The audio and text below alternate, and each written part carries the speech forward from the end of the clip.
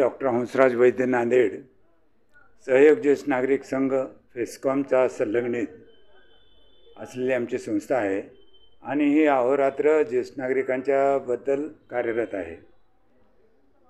आम्ही शासनाला अनेक वेळा विनंत्या केल्या, शासनाला अनेक निवेदनं दिली, लोकल प्रतिनिधीला, स्थानिक प्रतिनिधीला आम्ही निवेदनं दिली, आमदारांना दिली, खासदारांना दिली, मंत्र्यांना दिली, पालकमंत्र्यांना दिली, उपमुख्यमंत्री मुख्यमंत्र्यापर्यंत दिले, तसंच देशाच्या प्रधानांना पण दिले, पण कोणीही ज्येष्ठ नागरिकांच्या प्रश्नाकडे लक्ष द्यायला तयार नाही।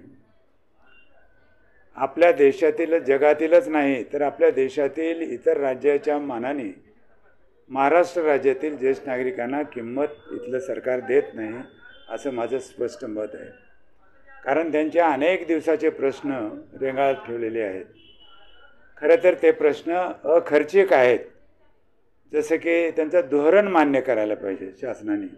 60 वर्षाच्या वरच्या ज्येष्ठ नागरिकांचं धोरण त्यांनी तंतोतंत अंमलात आणलं पाहिजे, ही आमची जुनी मागणी आहे। दुसरी अशी आमची मागणी आहे की 2007चा कायदा ज्येष्ठ नागरिकांचा आणि 2010चे नियम शासनाने तंतोतंत पाळावेत अशी आमची मागणी आहे, पण त्याच्याकडे दुर्लक्ष केलं जातं।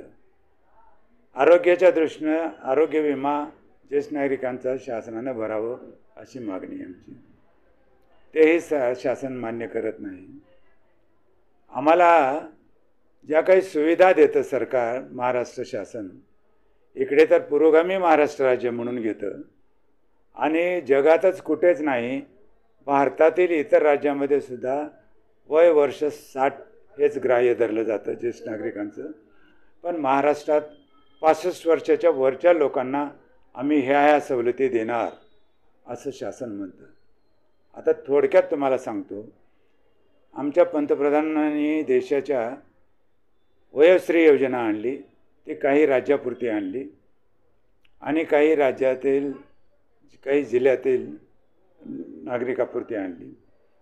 आपल्या माननीय शिंदे साहेब मुख्यमंत्री, उपमुख्यमंत्री अजितदादाजी पवार आणि देवेंद्रजी फडणवीस यांनी वयोश्री योजना प्रत्येक जिल्ह्यातल्या, महाराष्ट्रातील प्रत्येक जिल्ह्यामध्ये आणू असं घोषित केलं आणि त्यांनी सांगितलं की आम्ही वयोश्री योजनेमध्ये ज्येष्ठ नागरिकाला 3000 रुपये देतो।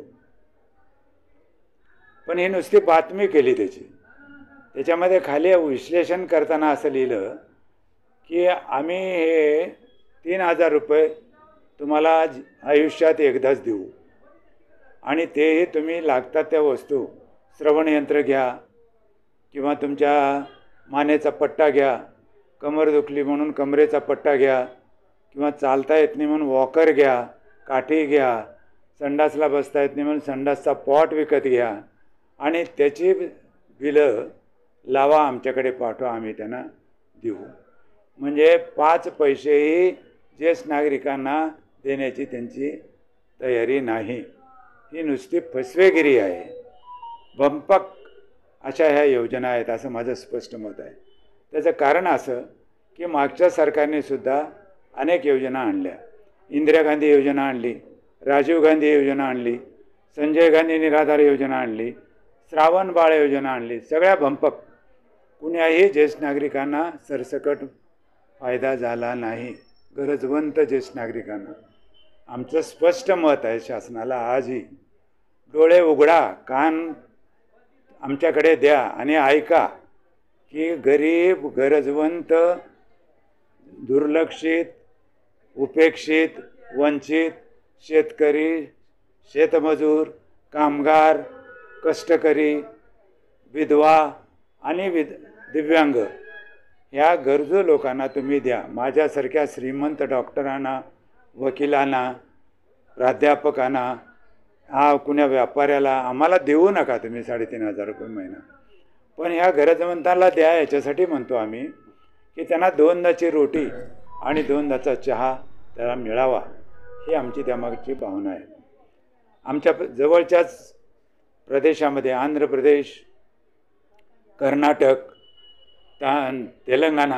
तेलंगणा तर कालपरवा तयार झालेलं राज्य आहे, तिथे त्यांनी 3,000 आता सध्याला देतात. आंध्र प्रदेश अनेक वर्षापासून ज्येष्ठ नागरिकाला 3,000 रुपये महिना देतं. कर्नाटक देतं.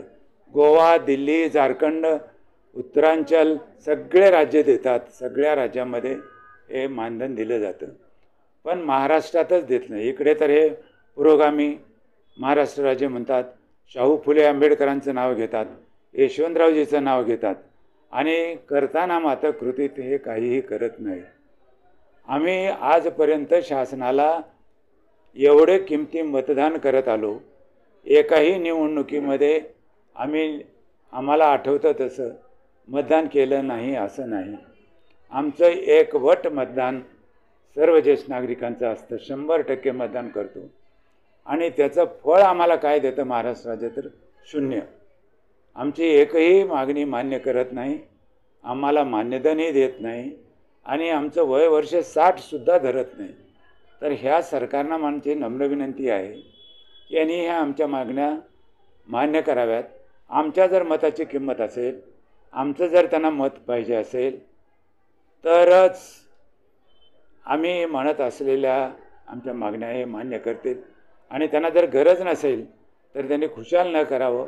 आम्हाला नोटाचा वापर केल्याशिवाय गत्यंतर राहणार नाही.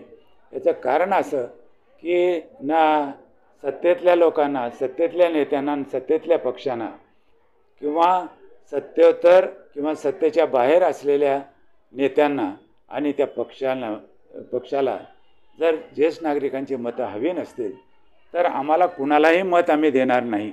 यापुढे आम्ही ठरवलेलं आहे की आम्हाला मग नोटालाच आमचं नापसंती म्हणून वरचे कोणीही पक्ष, कुठलाही पक्ष आम्हाला मान्य नाही, कुठलेही उमेदवार आम्हाला मान्य नाहीत.